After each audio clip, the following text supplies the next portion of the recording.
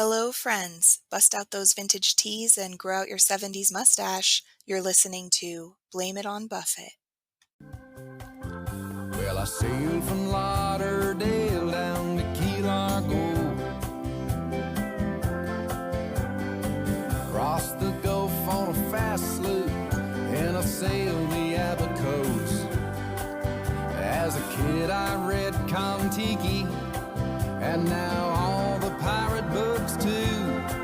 There's just so many places on my list to see. I'm going crazy just trying to choose. Today on Blame It on Buffett, I have a guest that I'm super excited about, but we'll get to that in just a minute. First, I usually do my whole social, where you can find me on social media, little spiel and everything, or anything extra that I want to talk about at the end of the episode after the interview. But I'm guessing that some people don't listen that far, or when the interview's over, you just stop and don't listen to the little end bit, which is totally fine. But because of that, I just want to say this, which I said at the end of the last episode, at the beginning of this episode, just so hopefully people will hear it. Basically, I want you, as the listeners, fans of Jimmy Buffett, to tell me a story about a specific Jimmy Buffett song and something that it reminds you of in your life. So we have probably, as Jimmy Buffett fans, all have things that, like, memories in our life that are very specifically tied to like a one Jimmy Buffett song. Like, oh, that was the song that played when X thing. And I'd like to do a little segment on one of my episodes where I share my story and then like other people's stories, like the fan story. So if you have a story about a specific song, Jimmy Buffett song, that you have tied to a really important or defining, moment in your life or memory, please send those to me. You can email me at blameitonbuffettpodcast@gmail.com. You can message me on social media. It just is at Blame Buffett Pod on Twitter, Instagram, Facebook. You can use that handle or just search for Blame It on Buffett Podcast. So you can message me those places. But also, I think it would be really fun if we used the voice messaging option in Anchor, which is my podcasting host platform. And if you go to my main Anchor page where you can access all the episodes, there should be a button that says message. And if you click that, you can send me a voice message, which is basically like the same way you would leave a voicemail on a phone. So it's just, you can record you saying something, and then that sends it to me. And then I can even edit that into an episode, so I can use your actual recording if that's okay with you. If you don't want me to use a recording in an episode, just let me know, or don't send me a recording. Just, send me I'd still love to hear your story, even if you don't want me to include it in the episode in any way. But so please let me know if you're okay with letting me use it, or if you just are sending it to me, because I'm happy to hear those stories too. So, and I will put, once again, I'll put a link for where you can do the voice message in the show notes of the show, so you can find it there, or just go to my main Anchor page. And I haven't done it yet, but I'll probably, again, do a specific post like on Facebook about this. So please send me your stories. I just think it would be fun to have a little segment where we all talk about that, and to get you guys, anyone who's listening and wants to be sort of included in the episode and in the podcast, and get a little audience participation. One of the less good things, I guess, about podcasts, like, the good thing is, because it's pre-recorded and not live, you can listen to it anytime. You don't have to worry about like, oh, am I free at this specific time? But, the bad part is you don't have like running comments that you can interact with like you do on Facebook Live or something like that. So this is a way that we can kind of get a little audience participation going. So please send me your stories. I would love to hear them. And hopefully I can get at least a few, enough to do a little segment about that in the future. Okay, so now on to the important part of the episode, which is my interview with Dan Smith, who you might not know who that is. He's not like a trop rock musician or, someone that you've never heard of, but I really encourage you to listen to this episode. Anyway, I know sometimes if you've never heard of the guest, people are more likely to be like, well, I don't know who that is, so like I don't care about listening to that. But Dan has a really awesome Jimmy Buffett related Instagram, which is Classic Buffett. It's at classic_Buffett, where he posts really great photos of like old vintage photos of Jimmy Buffett with like song lyrics and other sorts of ephemera. He posts pictures. It's just like a really well done and fun Instagram to follow. You get to see all these cool old pictures of Jimmy Buffett. So, and then on the other upside of Dan Smith is that he is the same age as me, basically. So it was really cool. I just met him through Instagram, and obviously we'll talk all about that, but it's just really cool to meet a fellow parrot head that loves Jimmy Buffett and is the same age as me, and we have a lot in common. So I hope you'll listen to this. I hope you will follow his Instagram. He just recently moved to Key West, so it's always good to know someone who lives in Key West. You can meet him for a beer when you're down there or whatever. So I made a new friend when I met Dan, and I hope that you will listen to this interview, and you might be able to make a new friend too. And we're all friends together when we like Jimmy Buffett. So I hope you enjoy.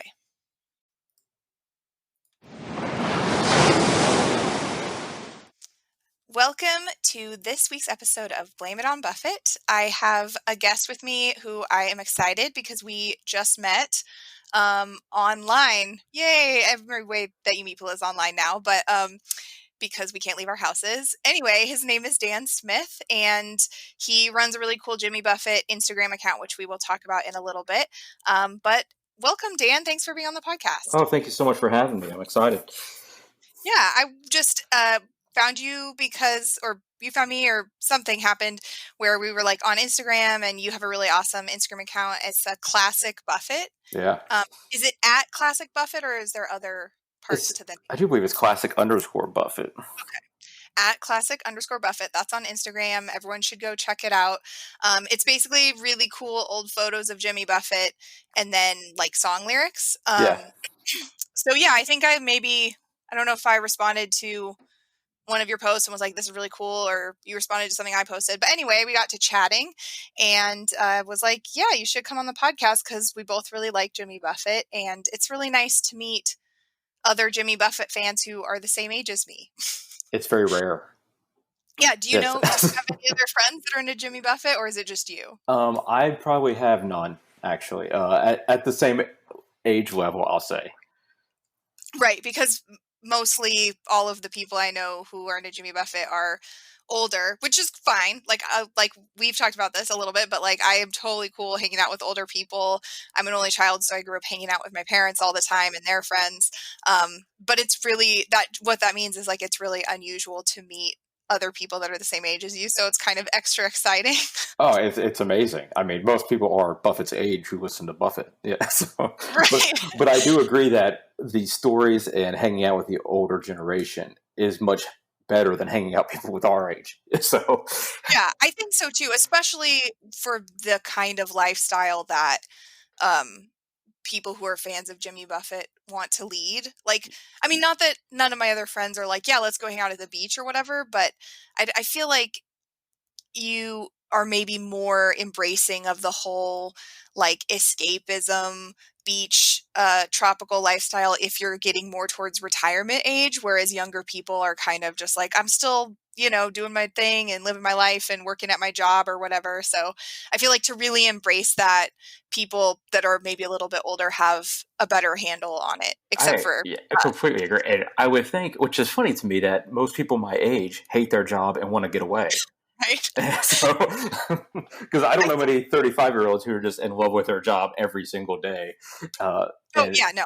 So they want the lifestyle, but they just don't know it yet, I think. Right. I mean, maybe the problem is, and I think maybe this is actually partly the problem is, there's some kind of like other, this not like Jimmy Buffett's the only band that has this, but there's kind of like a stigma of like, oh, you like Jimmy Buffett, like that's kind of dumb. Of course, and they know like 2 songs, to be honest. Right. With you. I mean, exactly. They know the hits, Margaritaville, stuff like that. So they don't really know the storytelling or the actual 70s lifestyle about Buffett. And to me, that's what the Instagram is. I absolutely love the Key West Jimmy lifestyle. Right, he's got the great mustache. Oh, He's just living the life in Key West. inspiration for my entire life. Let me tell I know. you, or those photos are just the inspiration of my life. Yeah, well, and so that brings me to a question that I wanted to ask you, which is where do you get all of these awesome photos from? It takes a lot actually.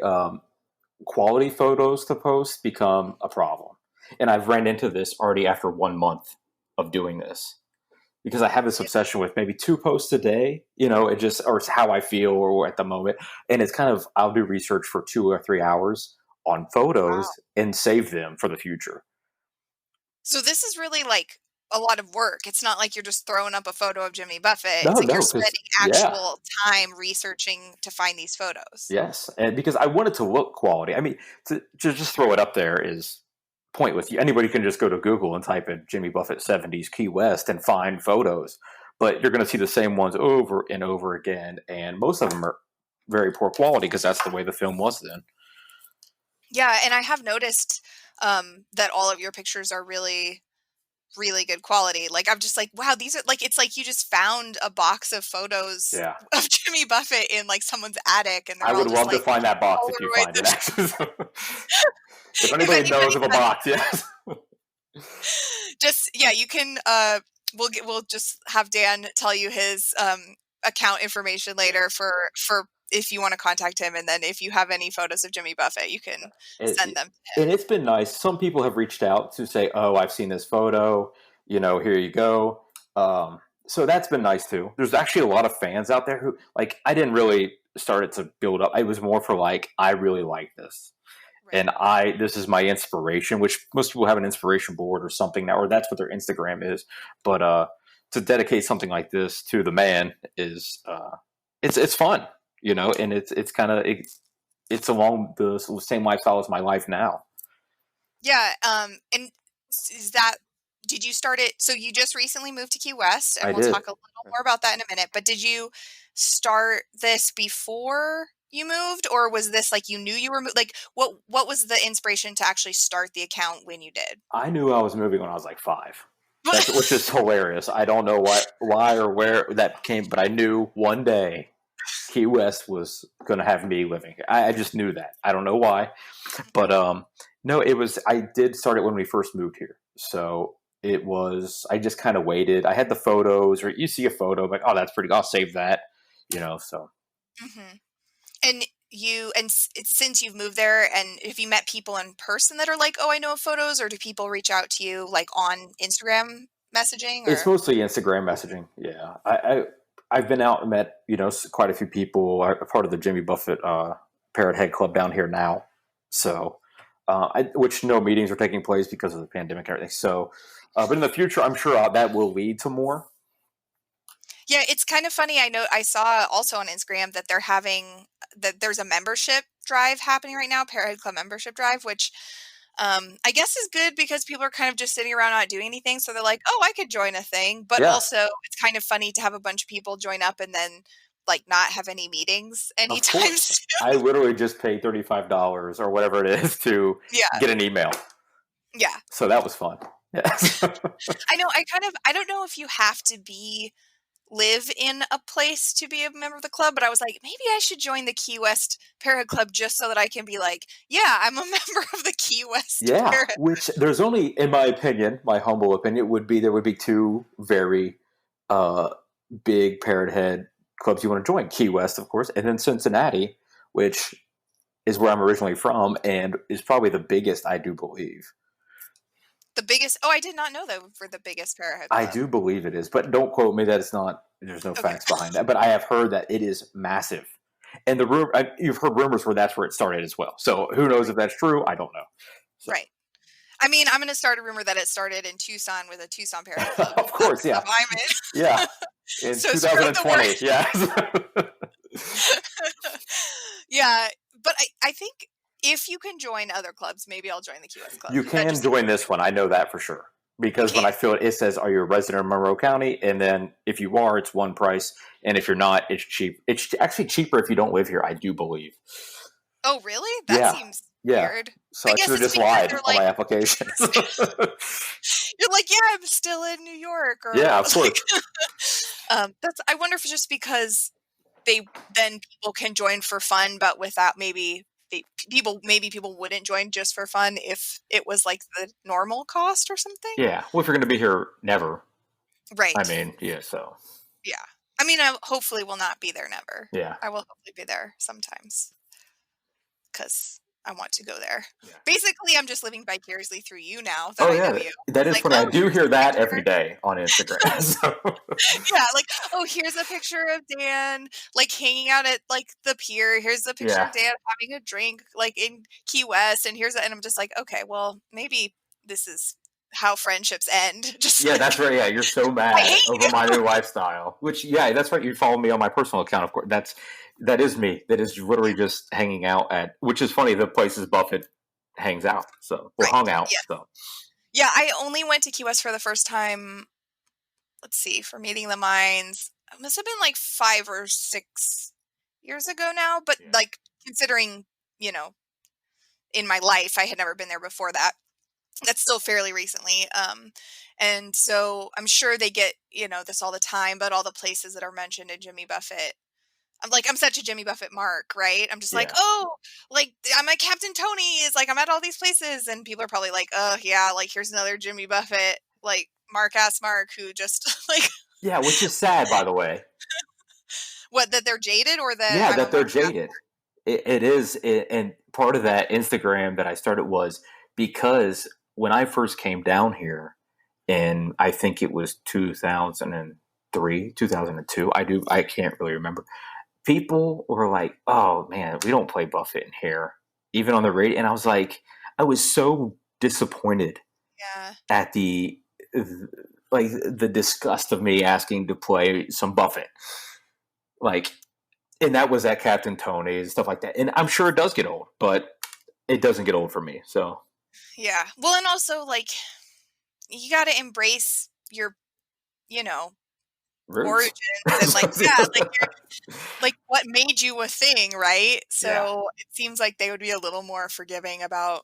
Also, I just realized that I use an expression that probably most of the people listening to this podcast have never heard. So I'm just going to explain that really quickly. So a mark is someone so it's a wrestling term.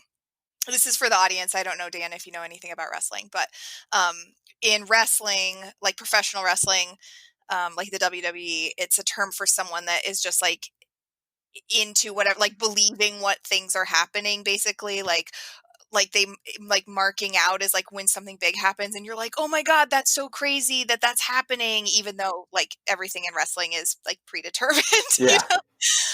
So Mark ass Mark is just someone that's like really into the things to the extent that they just like are like super gushy fan about everything. So Oh, I'm still that way, and I go to the same places every day.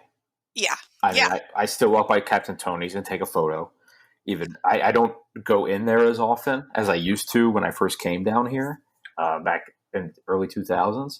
I fell in love more with Louis' backyard, which he lived across the street from, and that trying to reason with hurricane season was about the bar there. So Yeah. that's I do love Louis' backyard. The Meeting of the Minds, which I'm sure everyone listening to this podcast knows that's like the biggest Parrothead Club event, the one that's in Key West, is at the Casa Marina. And Louis' backyard is like one of the closest bars that you can walk to from the Casa. So that's definitely like a late night hangout.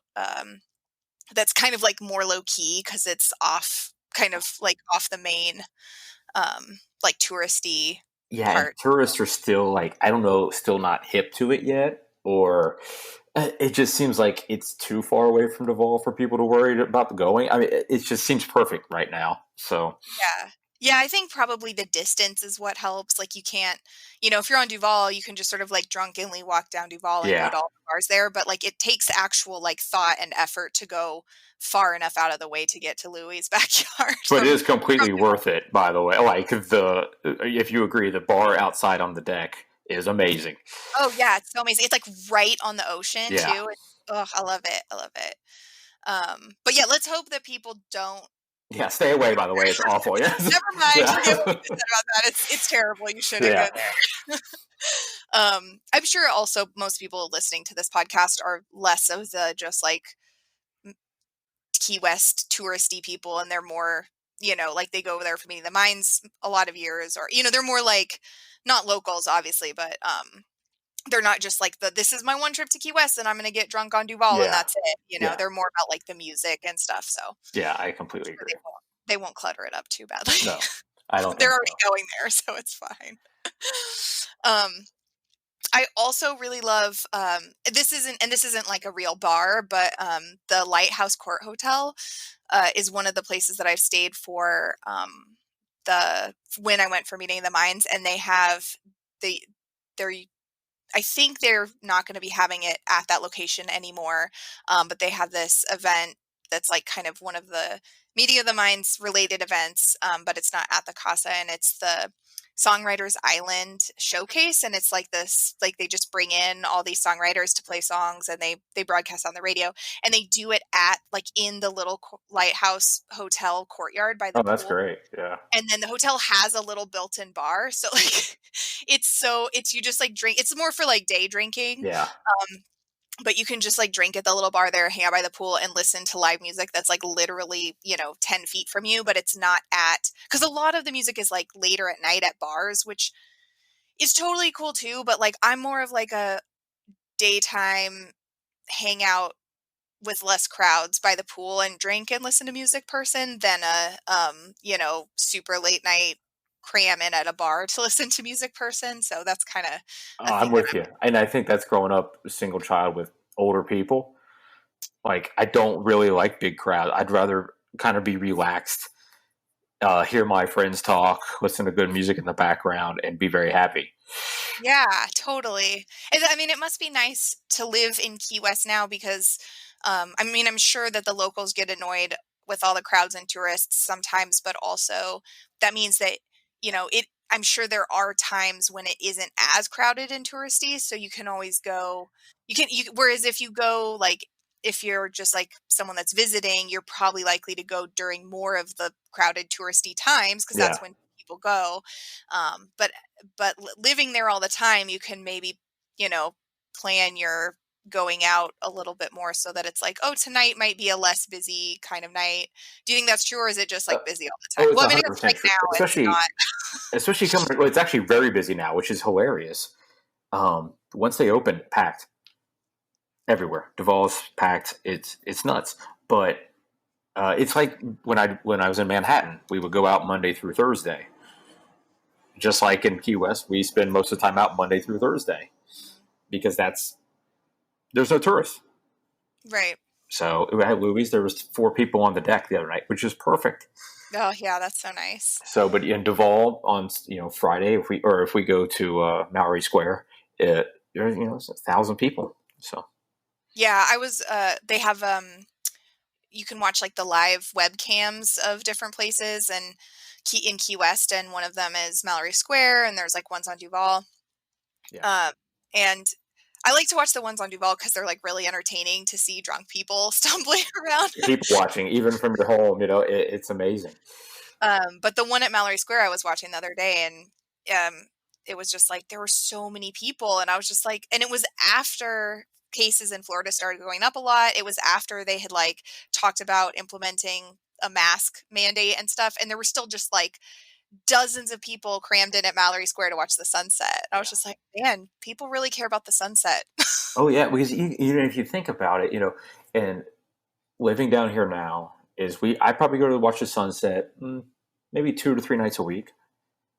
But some people, that's what they spent their money on for this year was the trip to Key West. They have 3 days with their family. They're going to do it. It doesn't matter who's there with them or not. It just doesn't matter. That's their vacation. I mean, because Yeah. how many people really get down to Key West more than once a year? Yeah, no, I mean, I usually don't even get down once a year. Since I started going to Meeting the Minds, I've sort of been on an every other year Yeah, just because, money and taking time off work and everything. And I was going to go this year, but it's postponed now, so I guess next year I'll be yeah, going instead. that's good. Hopefully by next November, late Yeah, October, early November, the world will have its shit together more and agreed. Yeah. we can go places again. What made you, I mean, I know you said you like always wanted to move to Key West, but like you were living in New York, you had a job, a big fancy kind of job? What made you decide that this was the time that you were wanting to make the move? Well, knowing I wanted to do this for my entire life, and then coming down here when I was younger and being one of the people who did stay on Duval Street till 3 a.m., 4 a.m., I fell in love with everything then. Big Buffett fan from being a child.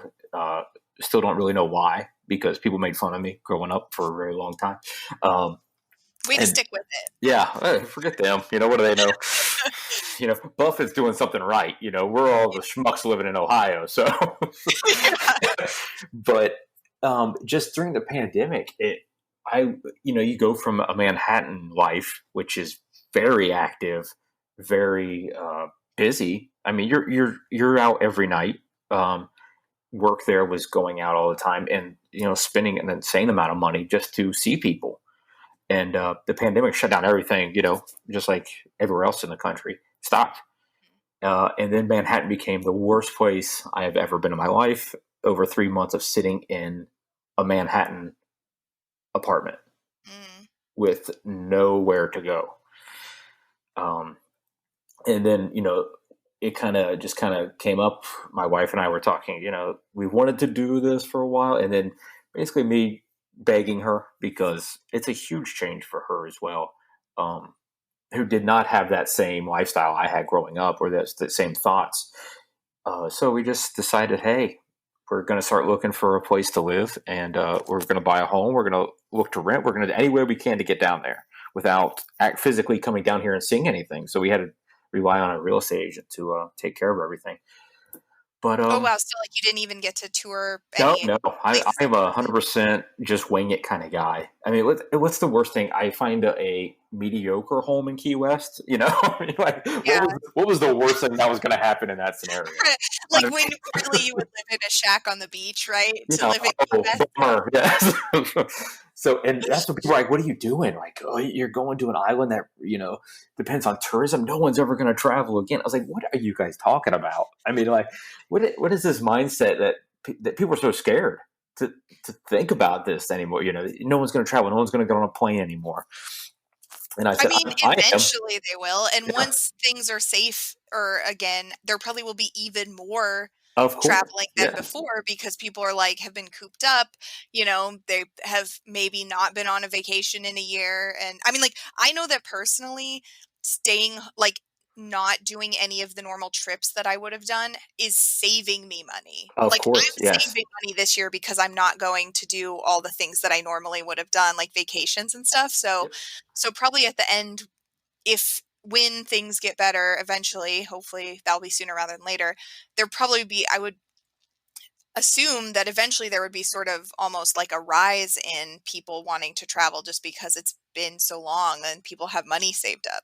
Maybe. I agree. And that was my mindset, was people will probably spend their money on travel and experience over buying a new shirt or a new car this year. I think it's going to be, hey, I just lost 3 months of interacting with people, maybe doing something I wanted to do because I couldn't.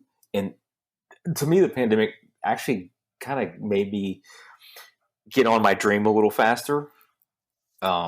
It was kind of, personally, it affected me in a positive way, because my wife and I turned it into a positive thing. Right.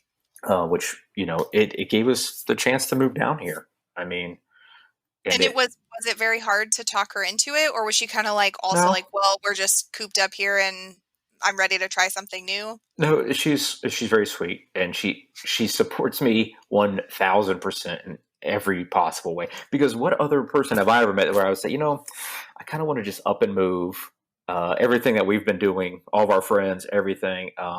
Also, I'm going to quit my job, which is right, and pursue a different lifestyle. And she said, yeah, let's do it. That's so great. Yeah, so I'm very lucky. So. And what was your job in New York? I was in the fashion industry. I don't really want to talk about that as much, but but no, I was a fashion director. I was, I've done a little bit of everything as far as some big fashion houses. So. And now you're just kicking it in Key West.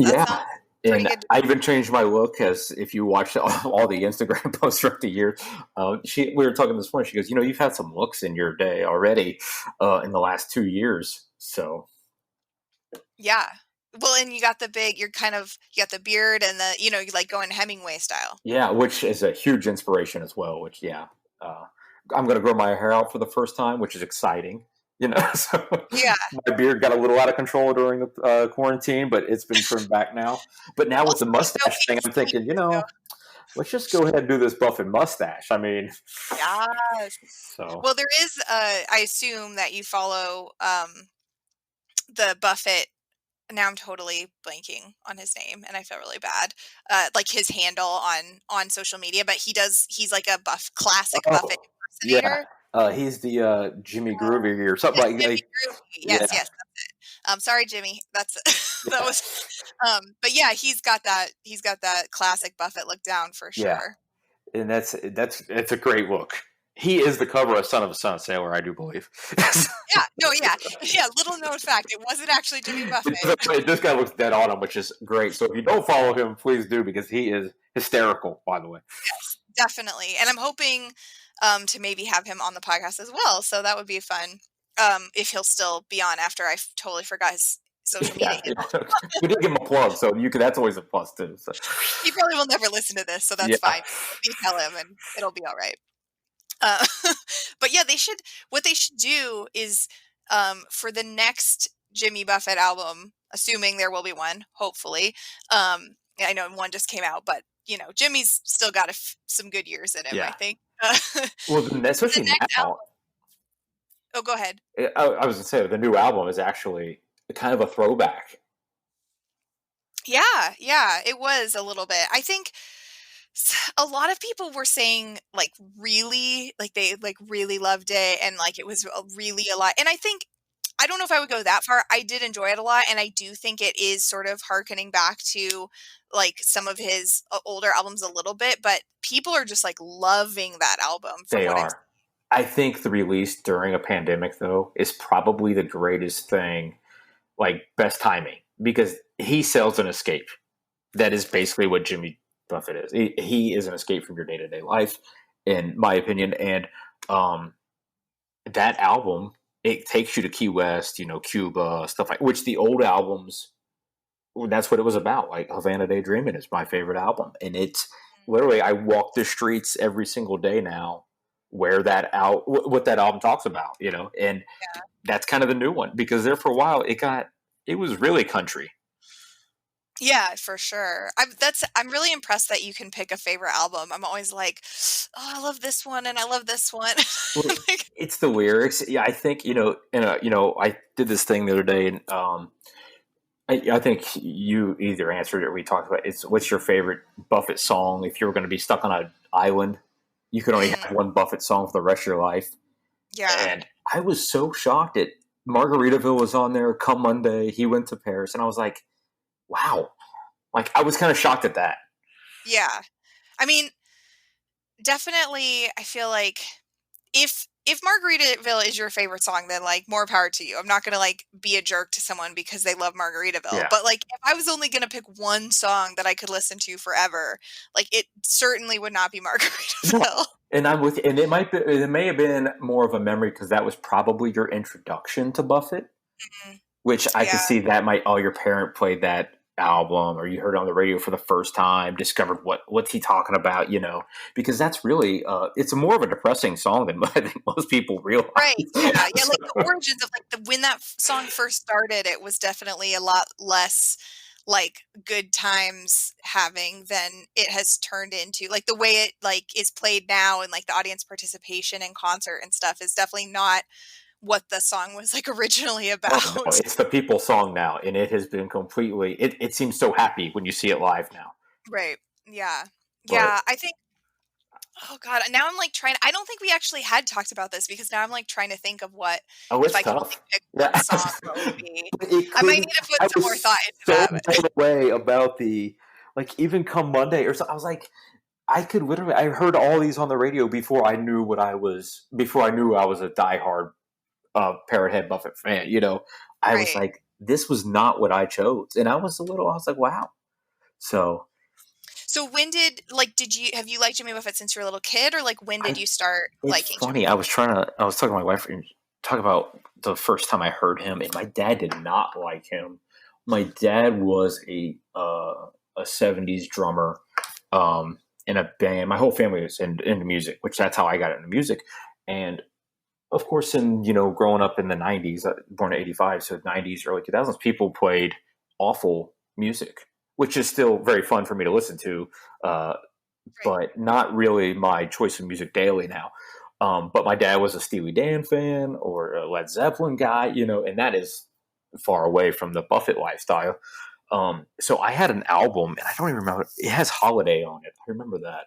Oh, So that's Banana Wind. yeah, so Banana Wind is like one of my favorite albums. It is a good. I really like the album too. No one ever talks about it, by the way. I know. Like, I think the albums. So the albums that I was super into, or at least that like have maybe the most like nostalgia value for me, because they were the ones that sort of came out as I was like formatively listening to Jimmy Buffett when I was a little kid. yeah, So the very first one was um, Off to See the Lizard, because that's my like first memory. I had it on cassette tape, and I would listen to it on my Walkman there when you I was like go. Yeah. and then the albums that started to come out, it was like Fruitcakes and and Barometer Soup and Banana Wind, and like obviously like Fruitcakes is pretty beloved, but I feel like Barometer Soup, Oh, so good. Off to See the Lizard, and Banana Wind are like some of my favorite albums, and I feel like you never really hear people talk about those as And much, it and is it's so sad. Like Brummer Soup has amazing songs start to I love finish, that actually. album. Uh, Yeah. but yeah, I was a huge Banana Wind fan, and I do believe I had that cassette tape because I played Holiday, Bob Roberts Society Band, Oh yeah. um, and Mental Floss has some of the greatest lyrics that he's ever written, and it's hilarious, by the way. But Yeah, and especially as like a little kid, yeah, like I You're feel right. like This that's is a really funny. fun song to sing. And I remember this, like my father unfortunately had passed away when I was young, when I was 18, but I remember playing Holiday and him laughing in the truck that we used to drive. And because he says that song is so true, because he had a factory job his whole life, and no one needed a holiday more than that man. Right. So, and So that was when he was like, "Okay, maybe Jimmy Buffett's all right." he was, and I do believe if he was alive today, he would go to the Buffett shows. He would be a huge fan now. But growing up in the household of rocker, that was not really, that wasn't on the radio much. So, but I had that one album, and I do believe I played it to death. And then, fast forward to when he passed away, and I was 18, I really had no direction because I was raised by a single father, and I was decided to just pack up my SUV and start driving. I didn't know where I was going to go. I didn't have a job. I had a little bit of money, and I was going to figure it out when I got there. Wow. So I ended up going to, remember FYE? Was it FYE back then? I don't know. I don't Remember know what that is. they sold CDs and DVDs, stuff like that. Oh, yes. Something like that. I can't remember. But Yes. I bought the Boats, Beaches, Ballads, and Bars, or the whole thing, which was like $100 back then. Yeah. Because if you got 4 CDs or whatever it was awesome. And Right, but you gotta have that's then if the best way to sample Buffett, right, is to just yes, buy that, and then you'll have okay, these are I'm not necessarily like all the hits, but like all songs from every sort of era. And you found a little bit of everything in there. Yeah, it's yeah. perfect. It's like a salad bar, basically. And I drove from Cincinnati to Key West direct, and it was amazing. So really, this is not the first time you've moved to Key West, then? well, it was funny. I didn't end up living here then. I got down here during Fantasy Fest which I had no idea what that was. You were like, wait, what did I get myself into? Yeah, 18 alone. I told nobody in my life I was moving except for my best friend at the time. And I called him, and I could not find a hotel room in the entire Keys, by the way. So after the 27 or 28-hour drive or whatever it was, I could not find a place to sleep. So I actually ended up living in a Ramada Inn, I do believe, if it's still there, in Fort Myers. So I actually went all the way back to the west side, the Gulf side of Florida, ended up living there for 3 years. So And you mentioned you had a band. Is that at that point that you were in a band? that's when, yeah, it's a funny story. I actually was kind of just playing around then, but then one Thanksgiving, I moved back to Cincinnati for a week. It was the worst week of my life. Someone had talked me into moving back, and when I got there, I was like, Florida is so much better than this. And I had a great friend at the time. His name was Ryan Underwood, and I have no idea where he's at now. And he was still in Naples, I thought. So I called him when I was in Cincinnati. He says, "Would you please move back down here, buddy? We were great friends." I said, "Sure." He goes, "Well, I'm in Tallahassee now. So Mm. I have an apartment and I have space for you." I said, "Great, I'm on my way." I get down there. It's a 2-bedroom apartment with 5 other people, which he neglected to tell me. You thought it was just like, okay, like a regular, I'm gonna have my own room. It's gonna be great. Yeah, we rotated couch bed, couch bed. It was a wild experience. So that's when I met the guys in the band, um, and it was kind of like a Crosby, Stills Nash gig, 3 guitars only. I don't sing at all, so it was fun. And then we ended up playing some Tallahassee places, a place called Cabanas for a while. And then we got to play at Captain Tony's when we were younger, which was fun, but we were not Yeah. that great. And that is perfect for down here, in my opinion. Yeah. I think I love that style of music. I don't want to hear your hits. I want to hear someone else's that actually wrote some good songs. Right. It's funny. I had a previous episode with Bob Carwin, who is a trap rock musician, and he was talking about seeing someone in Key West, and he like basically said the opposite of what you just said, where it's like you get your chance to play at Captain Tony's, like play your own songs. But I think like people want to hear covers too, like especially if you know if you're in a situation where like at bars and stuff, people aren't necessarily like listening. They're not like there to see you Yeah, they necessarily. didn't pay $3 for a mediocre beer, so Right. to So like watch the way to Dan get their Smith and attention. do Like the song we wrote on the way in. Like they don't want to hear that junk. well, or maybe they do, but they just don't know it until, and the way to get their attention is to like play songs they know, because like you can't, it's hard to compete with whatever people are doing at a bar, like talking and drinking and whatever, Yeah. if you're not doing something that catches their attention. But if you play songs that they know and like will want to like sing along with, then that kind of catches their attention. And then maybe you can like slip some originals in there too when they're actually like watching and listening. Yeah, but it reminds me of, let's say you go to a great concert and you love the song, but then the next song might be a new one you're not really familiar with. That's a perfect time to use the restroom. That is exactly the way I feel when I hear someone playing some songs I love at a bar, and then it's like, oh, I'm going to play something original. I was like, oh, well, this is a perfect time for me to go use the restroom. And I'm not saying I don't support local artists because I think it's very important, but as someone who probably paid to go on vacation to Key West and go to Captain Tony's, you've picked this one bar that has a lot of history in Key West. And when I first came down here, I wanted to hear Last Mango Mm, in Captain Tony's. yeah. Like, because that's what just like you said, when you go there, you want to hear Buffett songs.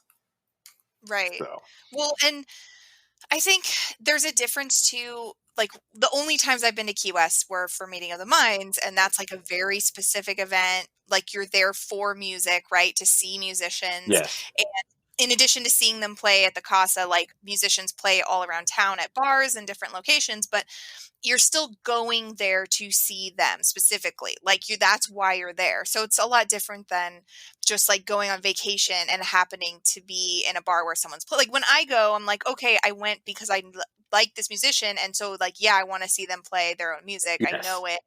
Yes. But definitely if you're just like rolling up because you're on vacation, like you don't know the person, like you don't, it's not that same kind of experience. So I feel like in that situation, you're definitely more likely to at least want them to throw in some covers and songs that you know. Otherwise, yeah, you just are like, well, I don't know who this is, and Yeah, you like drown it why? out. I mean, you just don't pay attention, which isn't great Yeah, for the musician either. right. Are you now that you move back down there? You think you'll start playing in a band again? It's funny. I am so proud to be a decent rhythm guitar player. I have no desire to be any more. When I was younger, I thought, oh, I'm going to be somebody in this. And it's like, actually, no, you're not, buddy. So you don't have the charisma, I'll say. I wouldn't say charisma. I just don't have the passion and drive to work that hard at something. Right. Yeah, it's a lot of work for It sure. is. And I think you have to be gifted as well. Yeah. Buffett's probably not the greatest guitar player, let's be honest, but he might be one of the greatest songwriters. Oh, yeah, for sure. Just I like mean, Dylan. I mean, Dylan that's is not the greatest guitar player. no, and like Jimmy's not a great singer either, really, No. but like that's not why people go to see him. That's not why people love them. Like you said, it's because of the songwriting, it's because of the stories that he tells. Yeah. And so to me, I do want to play again in Key West. I'd like to, and I would like to base it around that 70s, early 80s Buffett vibe. Mhm. Because what sucks is you don't really find that too much down here. Yeah, it's interesting. I guess like that. I mean, the world has moved on quite a bit since then, Yeah. years wise, and even though that's if anywhere could still retain some of that, I would think it would be Key West, but it's hard to fight like modernization. It's hard to fight like everything evolves, like music evolves, everything. So even though you would think that would be the place that you would still get to hear that or see that a lot, I can see how you know, if 30, 40 years pass, it's 50, I guess. Man, how what year is it? It's a long time ago, which is Yeah. funny. But think about that. Like, think about like the nostalgic of it would be kind of perfect because that stuff does kind of rotate back around. Yeah. I mean, who would want to go to Captain Tony's now and see some like 70s Buffett? Like, Oh, if yeah. you could get tracked back in that, or even if he would do, a private session down there, I mean, it would be crazy. Yeah. So this is anyone who's listening to this, if you live in Key West or you know anyone that wants to be in a 70s Buffett band, Yeah, and just like simple, just contact Dan. easy. Yes, probably not a lot of fans, and our average age would be like 80, but it would be awesome. Yeah. Think about it. I mean, most people would appreciate it, I think. And you're really playing old songs that the majority of people down here on Duval have never heard. Right. I think that's the interesting thing that we were talking before about our like the albums, like Banana Wind and stuff. It's funny because like those are sort of the formative albums for me because of my age, but definitely for most Jimmy Buffett fans, the formative albums are, those older, like sort of golden age 70s ones. Yeah, And I love all those albums too, and I've listened to them all a million times as well. But it really, I think there's really what sticks with you the most in a certain way is kind of what you grew up with. And since most Jimmy Buffett fans are of an older age, that those would be their albums more. I would think that like there would be a pretty big place for that kind of sound now, because for most people that's probably like the nostalgic Jimmy. yeah. That's when I think about it, it's funny because when I look through all the photos, you see mostly the new Buffett. Right. Which that look is not, it's completely gone, let's be honest, of the 70s Buffett, but he still looks good. It's Yeah. just, that mustache and the hair and the short shorts, and we got to bring that back to Key West, man. Yeah. Oh, so the thing I was saying before, I think I got distracted, but is that when Jimmy does the next album, they should hire Jimmy Groovy to be on the album cover. Like they could do a new photo, Yeah, but set it up like a classic Jimmy Buffett photo, but they could that'd be use him great. instead of real Jimmy Buffett since he looks like Jimmy Buffett looked 50 years ago. Yeah, Um, that's with the new album vibe. Like, even connecting that would be like it's a little bit back to Key West, Havana yeah. kind of feel. And I hopefully, if Jimmy ever listens, let's make a new album. Do it, and because that one was recorded in Key West, I do believe. Yeah. It was Yeah. recorded Yeah. the day after we flew in January to come down here for vacation, and he played Margaritaville the day before we got here. Oh no. Which was the most heartbreaking thing I've ever seen on Instagram. And then he was at BO's, which if you haven't gone to BO's is a great, a place you should eat down here. Okay. and he went to there to get his grouper sandwich, or and I was just like, one day, really? Yeah, So that's rough. Because it's one thing if you're, like, far away and you're like, "Okay, well, that's like, sucks that I missed that, but, like, whatever, I live in New York." yeah, But when it's, like, literally, like, you were there one day later. I was bummed out, and it was like, I think I was out for a cocktail, and I was just like, I had nothing to say to anybody. Like, my whole life was ruined at that moment. Just For like, the day. "Don't talk to me, I'm very depressed right now." Yeah, so I had to watch it on Instagram, which was fine, but just not the same. It's like, who doesn't want to see him play in Key West? Which, how Oh, yeah. amazing! I mean, I guess the upside is now that you live in Key West, you have a better chance of seeing him than, like, pretty much anybody in a normal situation, right? Yeah, Like, yes, he yes, because he, like, has his studio there, like, he goes there, yeah, yeah. so The studio maybe is great. If you haven't gone to, you should walk by and take a photo with yeah, that. I have walked by it, I don't know if yeah, I don't know if I took a photo, I probably should do that next Well, time, it but is I pretty definitely famous. seen It's it on really the nothing. Yeah, outside. there's nothing there but bumper stickers, I do believe, on the wall. Yeah, it's just like a little white square building on the water there, and it's just covered with Yeah, stickers. which no one, I think, a lot of people don't know what that really is, which is great. It's perfect. Right, unless you're like a Jimmy Buffett fan, and then Yeah, you're of like, course. You search for it. Yeah, "The the Jimmy unknown Buffett." location is when you Google it, I do believe. Yeah, just like creepily hunting down all the Jimmy Buffett relevant Yeah. locations in Key West. So I it's know. it's been fun. I mean, just living down here and everything around that whole. I still feel kind of that '70s vibe with the songs and everything. It's Yeah. kind of nice. We're going to Fausto's, stuff like that. So Well, and I feel like the '70s are kind of coming back fashion-wise, like, I have some, like, bell-bottom jeans and some ringer tees, so I feel I like it's on the comeback. it is, and down here the fashion is. I being in the fashion industry my entire life, and then coming to Key West is awesome because I got rid of 99% of everything I ever owned. Yeah, Um, I that think sounds pretty good. I kept one white sport coat because you have to have the white sport Right. coat. It's very necessary to Yeah, living a Jimmy Buffett life, for I sure. figured if like there is a wedding, a funeral, whatever, I'm wearing this white sport coat for the rest of my life. So, Yeah, um, that's your one coat, that's all you need. and now I basically wear swim trunks every single day. Yeah. Yeah, I feel like I have the dream also of moving somewhere kind of far away, like, not not that Key West is, like, remote specifically, but But it is, in a way that, like, you'd have to downsize your life a little bit, because I will tell you that am I have so many clothes. Like, I'm super into yeah, clothes. So, like, but which is fine. Like, I like them. I like my clothes. But, like, sometimes it just kind of weighs on you when you're like, I have like a million clothes, and just other stuff too. I'm just kind of like a collector of stuff, yeah.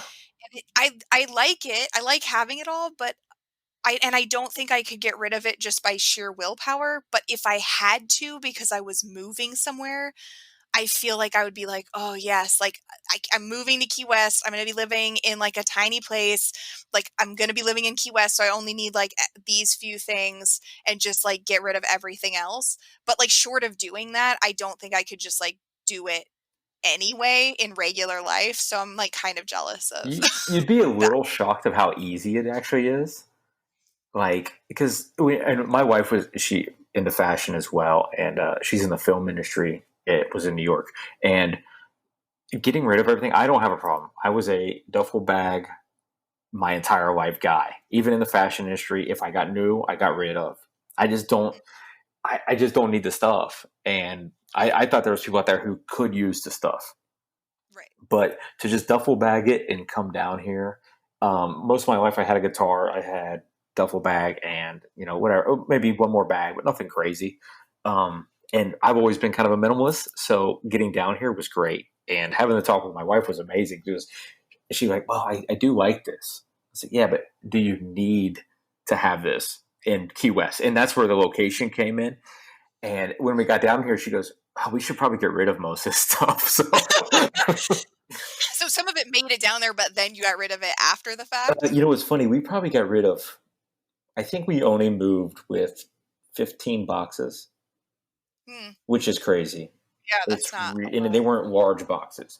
And then we have a spare room here, which is nice. So we actually had to buy stuff for a spare room because it's amazing the amount of people who want to visit you in Key West. Oh, yeah, I know. I was gonna say now, I'm sure that now that you live there, it's like friends you didn't know you had are like, oh, you live in Key West? Like, remember me, best friend from 30 years ago? That's right, yeah. And I said no. Yeah.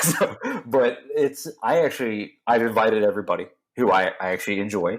I love having people down here because if you talk to people, most people haven't been here.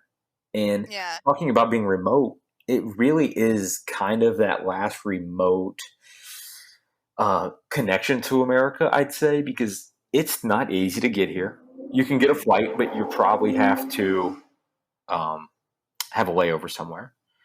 If you drive from Miami, it's almost 3.5 hours. And you don't really know why you're coming here if you haven't been before. Yeah, unless you are just, the tropical vacation kind of person. Yeah. Like, that's enough of a reason to go for me. But, all of the Jimmy Buffett stuff is obviously a big plus. But I just love going places that are warm and tropical and you can swim in the ocean and there's palm. I mean, I live in Tucson, Arizona, and we have palm trees here, but we don't have the ocean, and that's like a key factor. Yeah, it is amazing to walk by the ocean every single morning now because you follow on Instagram. We take a morning walk every single morning at 6:45. That sounds great. So. Now, yeah, I just feel like I like living here, and I like that it's warm and we don't really have much of a winter. I mean, it gets cold for Tucson, but I think having the ocean is the big thing that is for me really crucial because I'm just a water person and I don't really know why I moved here, but because there's no, I mean, you can drive to Mexico, you can go to Rocky Point, Mexico, and the ocean is there, but that's still kind of a hassle. You have to drive, you have to cross the border and it's kind of a to do. You can't just oh, I'm just going to go for a casual day trip, whatever. So living somewhere warm and by the ocean is a pretty big life goal for me as well. Yeah. And you can make that happen. It's actually, like we were talking the other day, I think it's sometimes you just have to do it. I think sometimes, but like we're saying, if you're married and stuff like that, it's a little harder than it used to be when I was younger playing mediocre music. It was my buddy's oh yeah, sure. You want to move to let's go to Key West. Let's go to Vegas. Let's do whatever we want. And now it's there's a lot more consequences. Yeah. Well, and also there's more, I guess, responsibility. If besides having to have both people, if you're married, having both people want to move to a place, you also have to be okay, can both people get a job in the place that they're moving to or do something that can make money? Or, I mean, I guess if you're super rich and can move somewhere without a job, then that's fine. But that's not the situation most people are in. No, so, yeah. And that's not the situation at all for the people who are listening. So I know, no, I wasn't hang out at my place because you think I'm rich. No. I didn't mean you. I just mean generally, people who are rich, just move wherever. But most people have to consider okay, do I have something I can do there to make a living? Yeah. And if you have two people, then that's, twice as much of a situation where you have to figure out okay, well, can both of us have something to do? Especially Key West isn't a cheap place to live. So, no, yeah.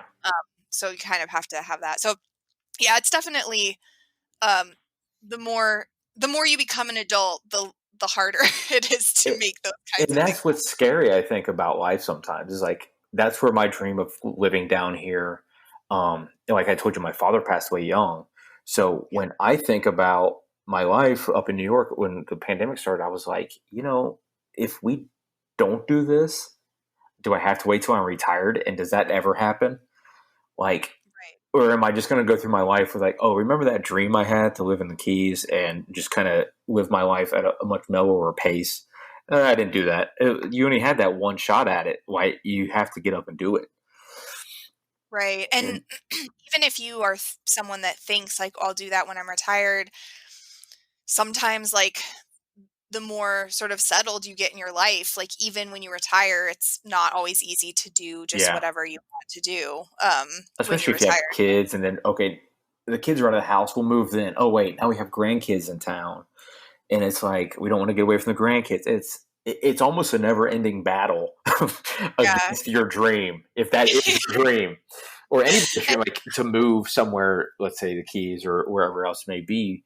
But, and going back to, if you just had all the money, you could just do it. But that to me wouldn't be what I fell in love with the Keys. That whole Buffett vibe in the 70s that I fell in love with was not about being down here with all the money being able to what you I think he Right, like paid for free beer at Captain Tony's, I'm pretty sure. So, yeah, um, right, like living in a big fancy Key West mansion isn't yeah. really the same lifestyle as like living in a tiny little like 1 bedroom or, 2 bedroom small place that is what normal people can afford. Yeah, which is more fun.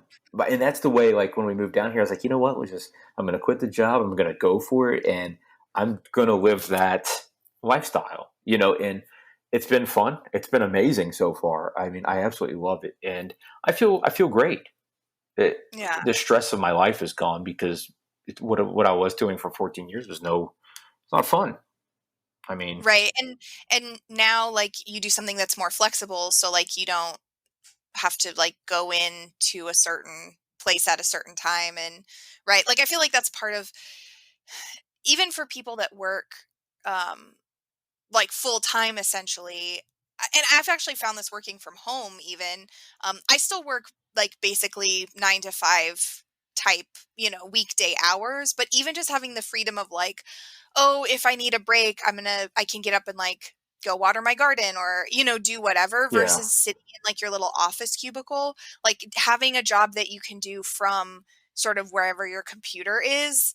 Cause I can do my job from basically anywhere that I have the internet, essentially. yeah. It's like really different than, even if you're still working the same amount of time, like having that kind of freedom, I feel like makes a big difference in terms of, at least for me, like how happy I feel. Like I've enjoyed working from home much more than sitting in an office all day. Oh, definitely. I mean, and changing my life that way was great. As even my wife, she works from home now, and she doesn't want me to ever go back to work, which is amazing. Yeah. She likes the fact that, hey, it's noon. Do you want to take a walk, go grab lunch somewhere, or hey, I just want to get out of the house for a little bit. Let's take a walk around by the beach or something like that. That is it's such an improvement to my daily life. Yeah. And I think Yeah. more people need to, like we were talking about the pandemic, is you need to kind of look at what's important to you in this time in life. Yeah, it's definitely made, obviously it's been really hard on people, but also I think for businesses and people too, is kind of made them, like made people reevaluate and kind of pivot, like, okay, how can I pivot my business or my life to fit this situation? And it makes, I think it's made people like come up with some ideas or even take actions that they wouldn't have if they were sort of forced out of their like normal everyday routine. But since the pandemic has really stirred things up a lot, I think people are maybe, it's forcing or inspiring people to make changes that maybe they wouldn't have otherwise. So Yeah, and it's very inspiring to me to watch more people do something they love. yeah. Because Yeah. a lot of my friends run finance and all that stuff. I mean, which is fine. I don't knock it if that's your lifestyle choice, and that's good. But chasing like a little dream that you had when you were a young kid is pretty cool too. Right. And sometimes when you think like career, I mean, and I can't speak for other people, so like maybe some people really get super fulfilled out of their career dreams, but I feel like sometimes even dreams that you have, like that you, when you achieve them, they aren't as fulfilling as you think they will be. But I feel like those kinds of really inspirational, like move to Key West dreams that you have when you're 5 are the ones that are really like sustainably fulfilling. Yeah, which is cool. Like, Yeah. and to be, I don't know, maybe not 5 years old, but, but you know what? Yeah, Right. a younger dream. Um, but I don't know. I think some people need to look back and be like, you know what I wanted to be. Maybe I should look Right. into that now. because it is Right. possible. Like reevaluate, like what did I was like the job that I'm doing now, I was never like, oh, this is a job I really want to do. And like I like my job fine, but I'm not like, if I had the opportunity, it's not like I wouldn't be like, okay, I'm gonna retire now at, when I'm like 34. Yeah, of course. And that's 35 now. And my friends, they thought, like, dude, you retired at 35. You moved Yeah. to South Florida at 35. You downsized. Like, that is like you retired. So, Yeah. I mean, I do live, Tucson is pretty, like a lot of people retire here, but yeah, living here as a regular, like full-time working person, it doesn't really feel it doesn't really feel that way, yeah. but It is funny. I played golf on Monday morning at the Key West Club, and it was me and like 3 70-year-olds yeah, on like a Monday that's the morning at best. 10. It was like, this is great. This is how I'm going to meet my new friends. Yeah. That's it. The funny thing is, like we were talking about, like we both really like hanging out with older people, which is fine because that's like most of what's in the Jimmy Buffett fan base, right? In the Parrot Head Club. Yeah. But the reason that I'm like always really excited to meet younger people is because like eventually those older people won't be able to hang out anymore. So like in, 40 years or whatever, like when I'm 60 or 70, like who like then will I have no friends that like That's Jimmy what's Buffett? scary, Like isn't it? Yeah. so And like that's why I'm like, okay, we need to get some younger people involved here because I don't want like the Jimmy Buffett fandom to just be like me. yeah, we should create a not retired Parrot Head Club. Like the join future up. retired or something. But it's funny because I was thinking that the other day. I was like, if there's people who don't keep this going, because like if let's say if you go to Instagram and you put in like we found each other because Buffett fans. There's Right. plenty of people out there who are Buffett fans, but they'll put a post up about they got a vintage tea like the other day, or Right. they had a margarita, so that automatically thanks Jimmy Buffett. But and then they go back to their normal post every other day. But if there's really no spot that I've seen that was like, I'm just going to vintage this out and keep this alive. Yes. Yes. And that's why I love your Instagram account is like it brings back, it's like remembering that classic vintage Buffett in a nostalgic way, but also like it's very, like you said, it's very well polished. Like it's a really great like high quality Instagram account with really good photos, and like because that sort of look I feel is kind of coming back. I feel like your Instagram account could be sort of a bridge, right? Like younger people might find it and be like, "Oh, who's this cool dude with like the Yeah, 70s mustache," right? And then they'll be like, sure, "Oh, yeah. that's like I just thought Jimmy Buffett was like an old guy that like wore flip-flops and played Margaritaville." Yeah. So maybe like through accounts like yours, we can like entice a few more people in who maybe aren't even Jimmy Buffett fans, don't think they are, but Yeah. once they listen to more music and realize that like there's more than just Margaritaville,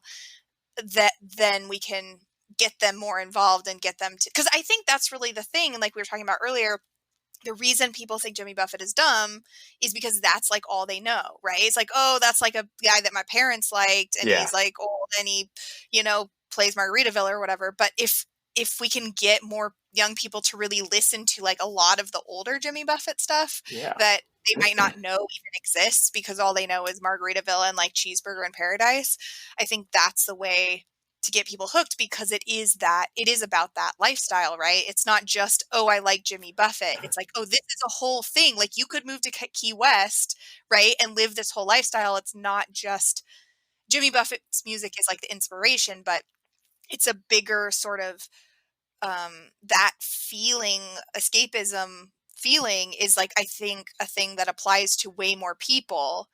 They just don't realize that like Jimmy Buffett inspires that. Yeah, and that's like he kind of created that whole genre of escape. And Right. now you have great artists, Donovan and Jack Johnson. There's great other people out there who have that kind of feel, but like who's the grandfather of everything? It was Buffett, and I hope the Instagram does lead to younger people. I do have some like 18-year-olds I do believe following, which is awesome. Yeah, it seems like you have a pretty decent following already, considering you It's only started it not that long ago. I think it's 3 weeks, and there's 300 and some people, Yeah, that's which is great. And I don't know how to get followers, and I don't really work too hard at it. But I hope just that, just like you said, we keep growing it, and people introduce people to the vinyls, the books, because to me, and everybody laughs, my favorite book ever is Pirate Looks at 50. And yes, I've read that book so many me too. times. I have like pages marked on like for certain things that Like, I like want to remember. if you don't fall in love with my words and my life in 400 words or less, then you have no purpose reading that book, by the way. Like, Yeah, and I think the other thing about that book is like obviously Jimmy Buffett writes great songs, right? But I think reading that book, you really see that he's just like a really good writer. Like oh, it's great. I think there's a I'm trying to think of the best way to put this without it like coming off as super insulting. I think people who see like musicians, right? And he's just like, oh, he's just like kind of a country boy musician. He's from the South. He has like his Southern accent. And I feel like and then, if you know like Margaritaville or whatever, like you would think that like he maybe doesn't have the depth to No, I write completely like agree. Yeah, like like a little well catchy tune. Yeah. way, right? Like a whole book or a novel. But like when you read his stuff, he's like a really like he uses really evocative imagery and like it's really a window into his life in a way that I don't know, like I've just like obviously everyone has read writers, right? That like you can become a really popular writer without being an actually like good writer. Yeah. But Jimmy Buffett is actually a really good writer. Oh, he's great. And like that book inspired me in so many ways to change my life. I Yeah. mean, flying around the Caribbean on a plane is, I mean, come on, man. Like, who Come doesn't do that? on. Yeah, that's the thing is like who does this is why I don't understand why Jimmy Buffett doesn't have I know he has like a decent following and very dedicated following, but I don't understand why he doesn't have like a giant following because like who doesn't want to do that? Like Yeah. who are these Well, people? introducing younger people is the hardest thing that's going on now. I mean, Yeah.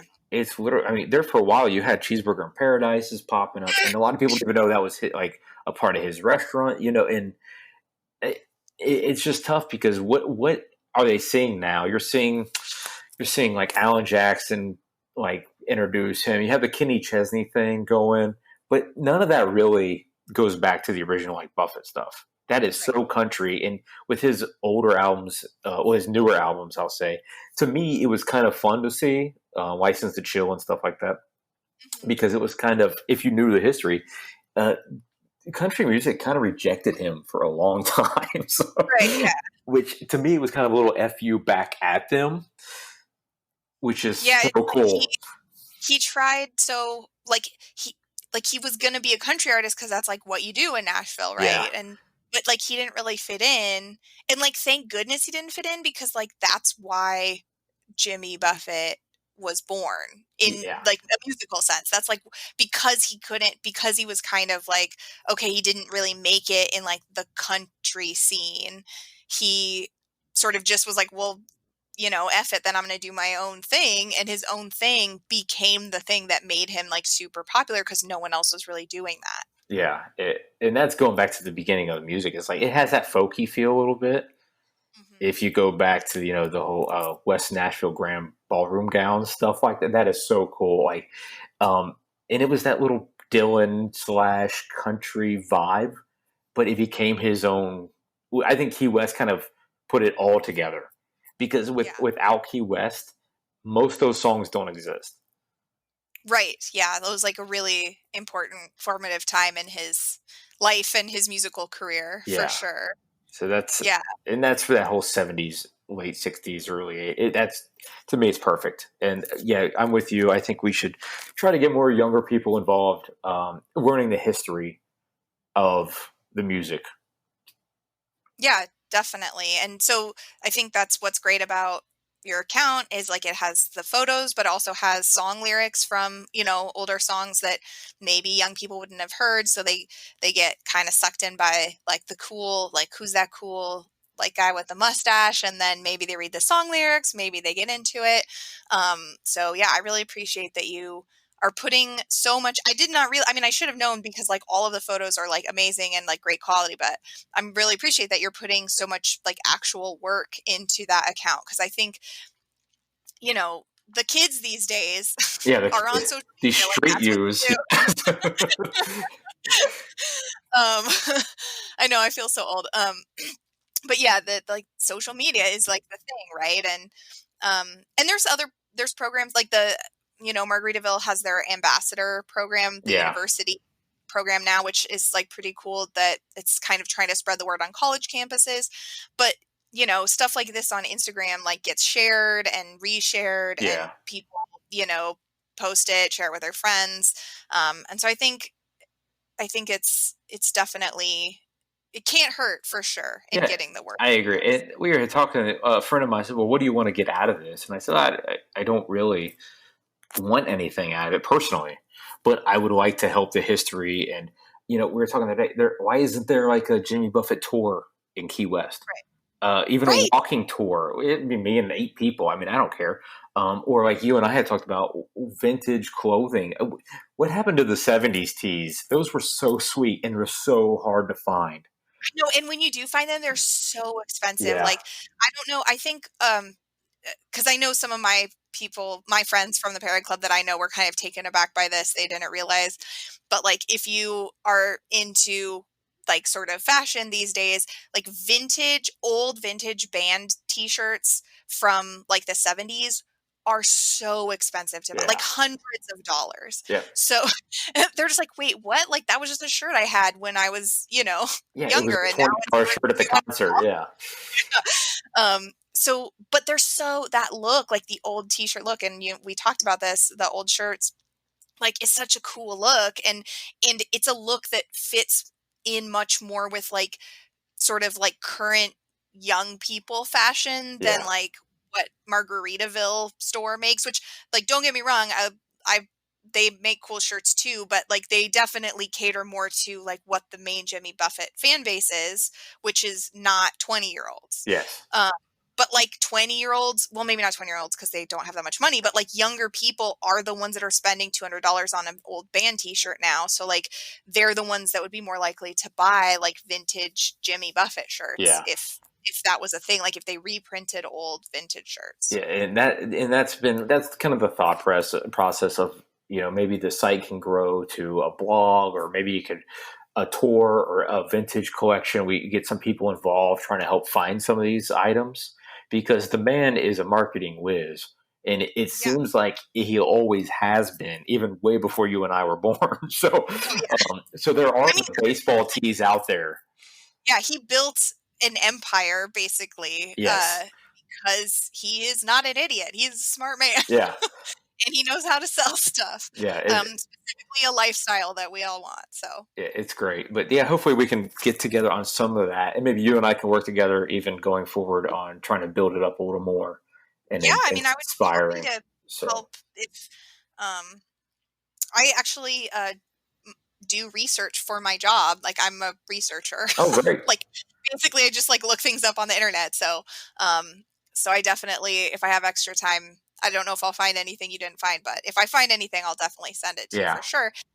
And yeah, this seems like a pretty good place to wrap it up. But yeah, I just want to say again, like to everyone listening, like you've heard everything Dan just said about it. Like if you have stuff that you think would be cool, and it doesn't have to be just photographs, right? Like it could be old like programs from the Yeah. concerts or I try to focus on anything that has just been kind of lost. I found a bobblehead the other day with, he's the cover of Havana Day Dreamin'. And yeah, there are none available. I get that. There's probably 3 in the world, I'm guessing.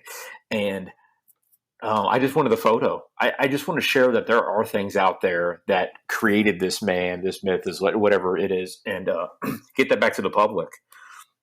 Yeah, cool. So yeah, if anybody listening has any cool photos or old merch or something that you think like might be good for well, first of all, go check out the Instagram. It's at classic_Buffett. Please follow that, share it with your friends, spread the word. I think Dan's doing a really great thing. I mean, it's really great. Like, just do follow it for yourself too, because it's a really cool and entertaining Instagram. But also, like, maybe we can entice a few more people into the club, right? Into being parrot heads. So share that. And if people want to contact you, should they just like like on Instagram message you, or like what are your Yeah, contact details? I'll just DM me on Instagram for now. I'll put an email up there this week sometime, and so hopefully we just connect more that way with other people. So anybody who just even wants to talk Buffett, or if anybody's down in Key West, by the way, and just wants to have a beer by the ocean, that is a blast, by the way. So just meeting random people because of an Instagram post is amazing. Yeah. I mean, like, I'm really glad that we met because of Instagram. Of So, course, yeah. And when you're down here, of course, we'll have a beer at Captain Tony's. or something like that. So oh, for sure. Yeah. I mean, unfortunately, it won't be for a while now, but Yeah, you would never. but I will definitely be hitting up so once I'm down there so we can, yeah, have a drink and talk about Buffett. Yeah, All right. Well, thanks so much for being on. This was a great chat, and yeah, like we could probably talk about Jimmy Buffett for another 3 hours or yeah. whatever. So maybe we'll have. Actually, it'd be nice whenever I eventually do get down there. We could do another like in person Oh, interview. that That would would be be great. fun. Live by the sea. That's. I mean, Yeah, come that's on. right. Yeah, I, yeah, the wave noises will be real yeah. then, and not recorded and additive And like they are we now. should.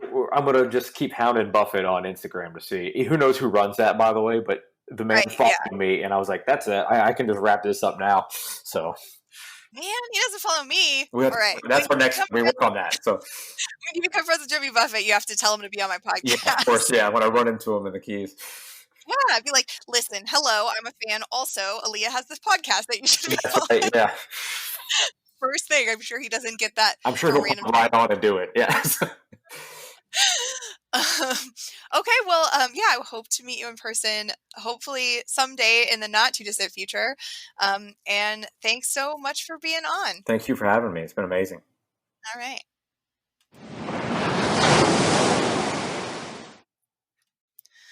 All right. Well, that was the interview with Dan Smith. Like I said, super excited about that. It was just really cool to meet someone.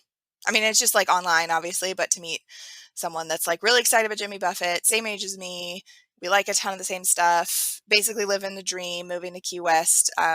So yeah, so I had a great time with that. And we kind of talked about it, um, about how like if I ever don't have a guest lined up, like basically Dan's just going to be my backup guest now because he and I could probably just talk about Jimmy Buffett forever. So that's kind of nice to have a backup, sort of last minute person. I can be like, hey, I don't have a guest lined up this week. Do you want to come on chat about Jimmy Buffett for an hour? Because I mean, I had a great time. I hope you had a good time listening to it. Please go and follow his Instagram account. Share it with everybody. We talked about the other thing that Dan and I have in common is kind of why we started our respective projects. Him with his Instagram account, me with this podcast, is to kind of get Jimmy Buffett out there. Maybe try to get a few new people to listen. Maybe a younger audience a little bit. So please share this episode. Please share the Instagram account, his Instagram account, with everyone that you know who might like it, and we can maybe get it out there to a little bit of a new audience. So yeah, so you follow him at classic_Buffett. Once again, if you want to follow me on social media, I'm at Blame Buffett Pod on Twitter and Instagram, and Blame It on Buffett on Facebook. If you want to email me, it's blameitonbuffettpodcast@gmail.com. Send me your stories like I talked about at the beginning of the episode. Send me voice messages. Honestly, I just want to see if that even works. So like someone send me a voice message, uh, so I can test it out. But yeah, and I will try to compile those stories and post them, or talk about them on another episode in the future. I think that's it. So yeah, until next time, fins up. Blame it on Buffett. He was my hero.